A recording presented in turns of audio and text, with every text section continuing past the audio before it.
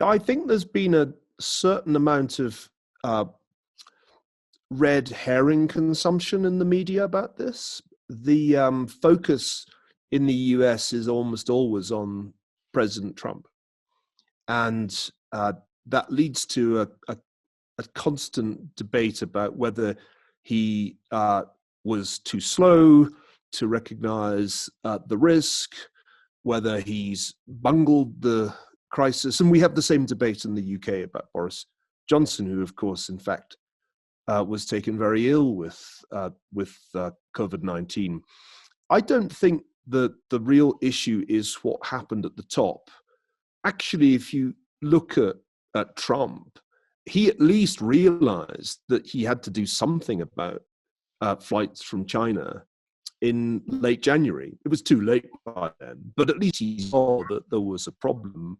And he was criticized at that time by the Washington Post. At that point, the liberal media were crying foul and accusing Trump of overreacting. That's all now forgotten because the narrative's become that he was too slow. I actually think Trump made multiple mistakes, including playing down the virus on a number of occasions as just influenza. But that's not really the key point.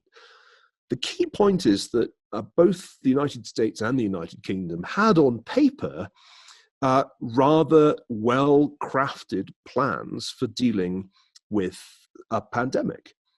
There are agencies, in the case of the United States, it's the Department of Health and Human Services, whose sole job is biodefense. There's an undersecretary who really has that as his sole responsibility.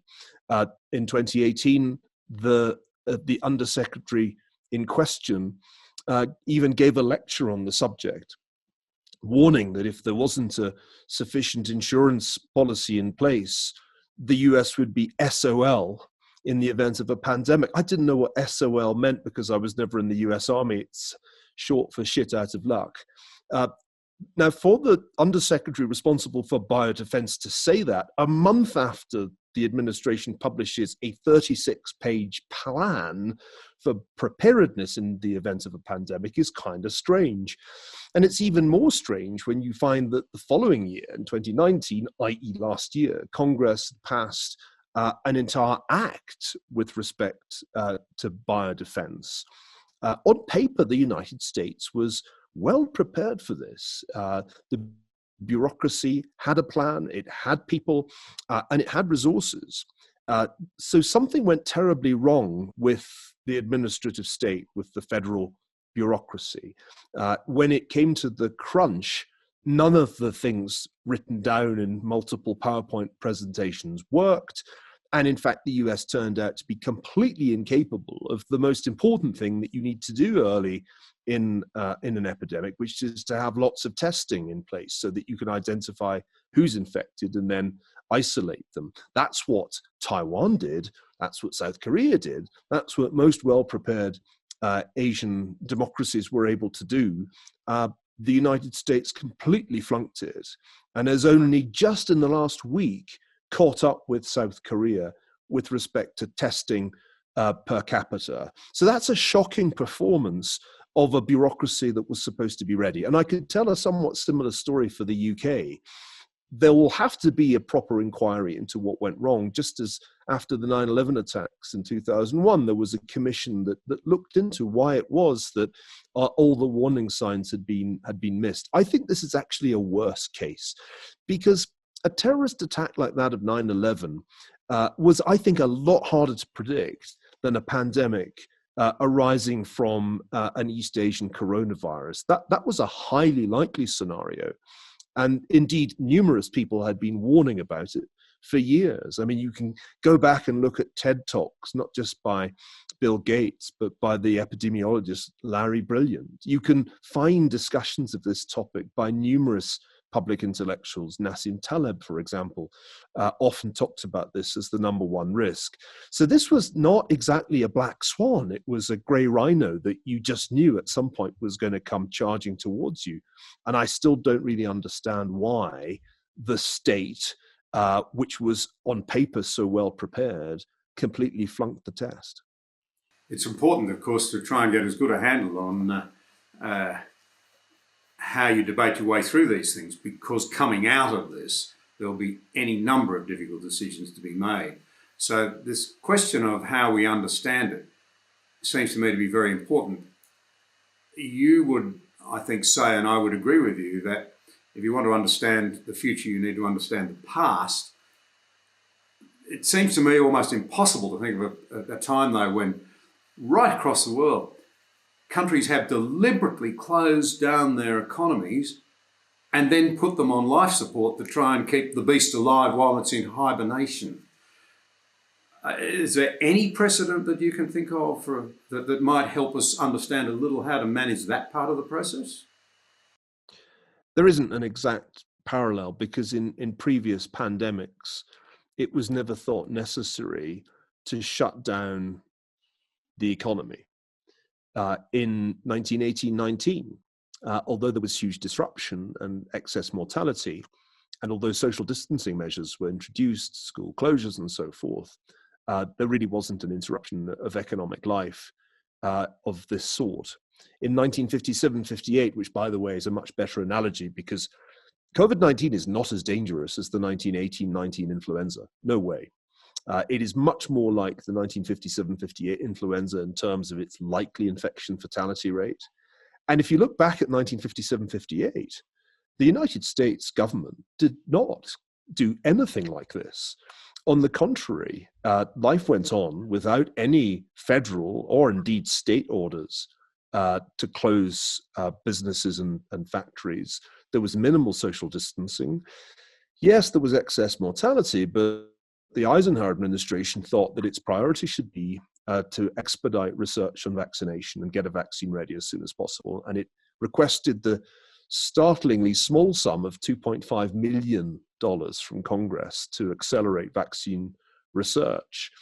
The contrast between that response and our response is absolutely extraordinary. The only analogy that I can really come up with is that in 1914, when World War I broke out, it was a huge surprise to most people.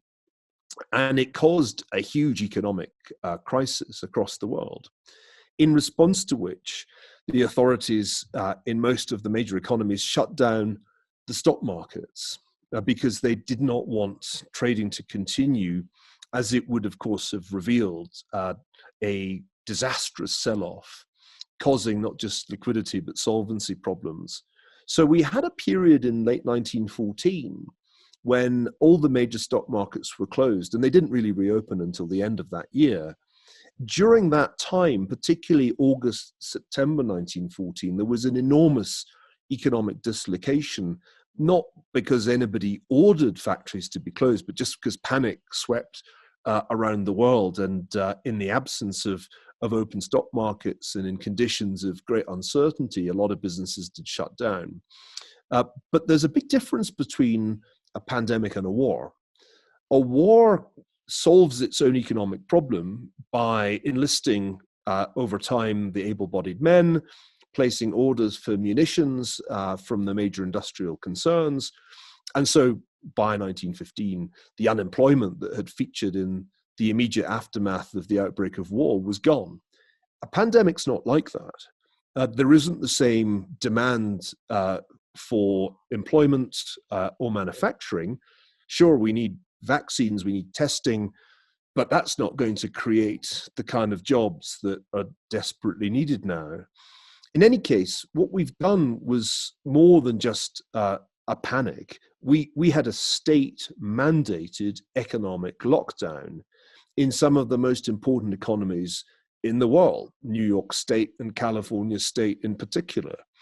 And I think that future historians will say this was a mistake, that we thought we had to copy the Chinese in what they had done in Hubei, which was to shut down the entire province, lock down the economy, and lock people in their apartments. I think we drew completely the wrong lesson from Asia because we were looking at the wrong China. If we'd looked at Taiwan, we'd have seen that the correct response to this kind of a pandemic is to ramp up testing and contact tracing. and leverage not only the traditional mechanisms of social distancing that are appropriate in a pandemic, but the new methods that technology make possible, like digital contact tracing. We didn't do that. We failed completely to learn from the Taiwanese or indeed the South Korean example. And I think we could have achieved the containment of the virus through those methods at a far lower cost than we are now paying for having essentially closed down economic activity in an indiscriminate way. Moreover, just to add one final point, we've sought to offset the shock that we've imposed on ourselves with unprecedented, at least in peacetime, monetary and fiscal measures. And while you could argue that they were a reasonable thing to do for a short-term shutdown, I don't think we are actually in a position to do this just for the short term, because I don't think we're going to get a V-shaped recovery that will allow us rapidly to normalize monetary and fiscal policy. And so I think we've created a whole boatload of problems for the future by allowing all monetary and fiscal discipline to be thrown out the window. This phrase, whatever it takes, has become a cover for extraordinarily reckless measures which will have many unintended consequences. So I actually give us low grades, both for the supply side shock, which didn't need to be this big, and for the compensating monetary and fiscal measures, which I'm sure will have unintended negative consequences. It's really a pretty shocking combination when you think about it. And what makes me angry is that it didn't need to be this way, because if we really paid attention to how to handle a pandemic smartly, if we'd learnt from Taiwan, South Korea, if we'd had the right procedures in place rather than the ones that failed, then we wouldn't really have needed to do the lockdown. There's been no lockdown in Taiwan at any point. And they have a minimal number of cases and a minimal number of deaths. And guess what? They're right next to the People's Republic of China. They were as exposed as anybody to the risk. So our failure to come anywhere close to that kind of performance is deeply, deeply disturbing to me. Thank you for watching this episode. We appreciate your support. If you value vital conversations like this one, be sure to subscribe to the channel there and also click the notification bell to stay up to date with new releases.